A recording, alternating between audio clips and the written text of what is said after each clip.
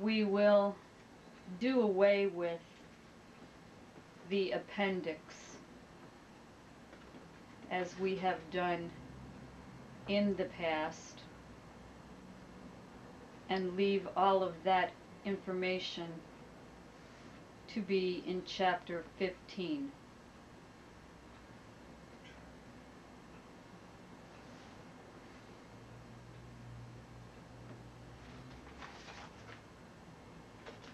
Now, how does that sound to you, Mark?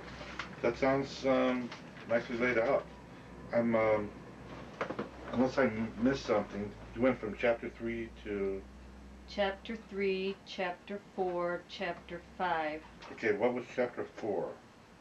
Read them back to me. Okay, chapter 3, the reality of the lessons and the events. You're going to explore the beginnings of changing the consciousness of mankind and set the stage for acceptance of this idea.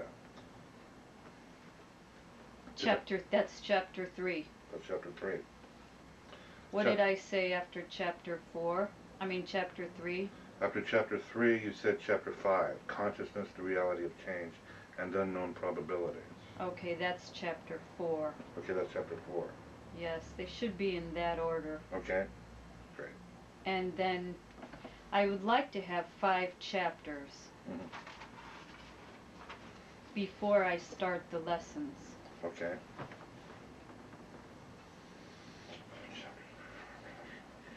So chapter 1 is 9/11, the reality.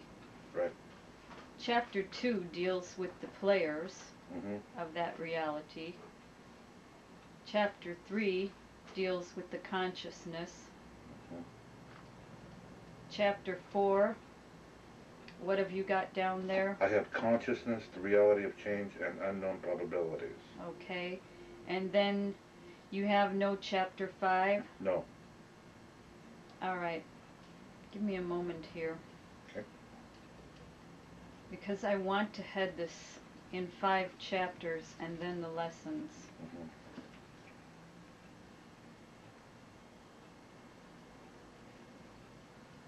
So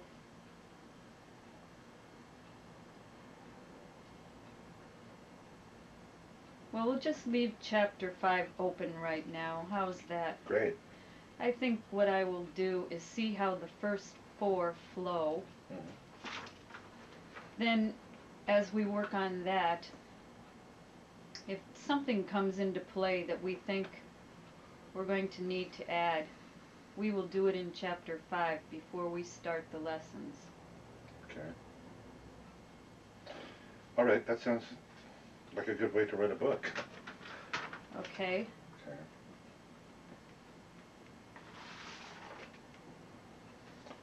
And I guess I'm presuming that you're going to, in our next session possibly, or maybe even now, begin dictation on dictating what is to go into the first chapter. 9/11. Yes. Do you want to begin that process now, or do you want to wait until next session? Let me think here. Okay. Don't you have questions? Yeah, one question I have is, now does this have to be related to our project here, or other related to anything? It is up to you, Mark. Okay, so this is similar to when you would work through with Jane, and she could ask questions about anything at the end of the session? Yes. Okay. We will do that as well. Great. Well, Cass and I were talking about some of the information about the, such as the information about the Ramsey case and some of these other murder cases, I guess they are. Do you have any suggestions on how I should approach that as her sort of emissary? Yes, I have told her to compile the information. And now that brings me to a good point here. because I feel that this information will be relevant. We're going to use this information to teach mankind how to hear unknown realities Okay. and to compile the notes to this right now, as this is part of Cass's training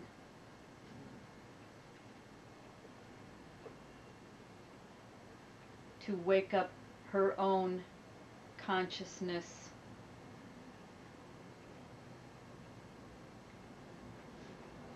There are many others who could easily get this information as well.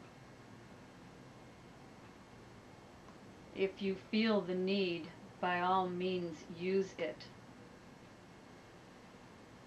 But keep it separate from the book at this point,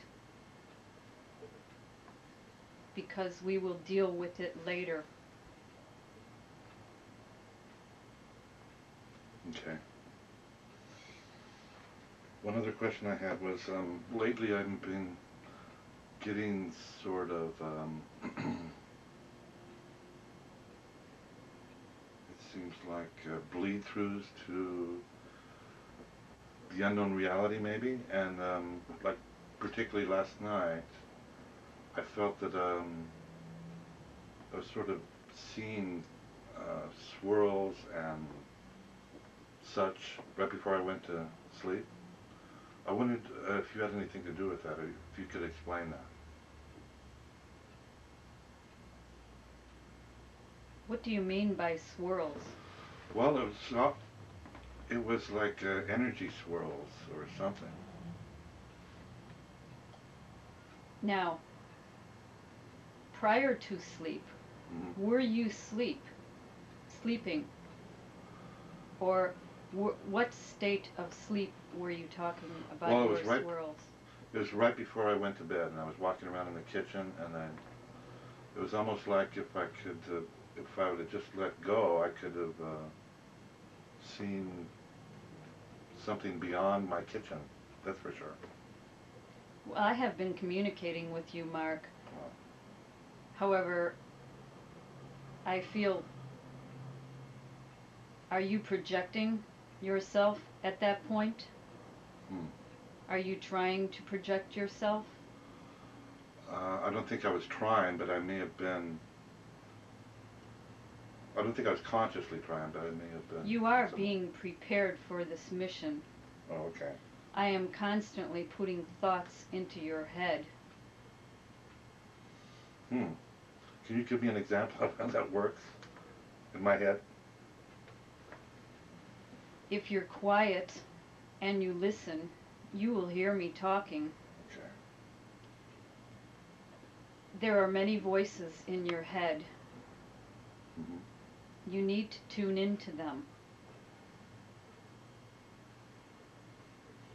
A good way for you to determine for yourself if this is I is to simply ask, Seth, is this you? And I will answer.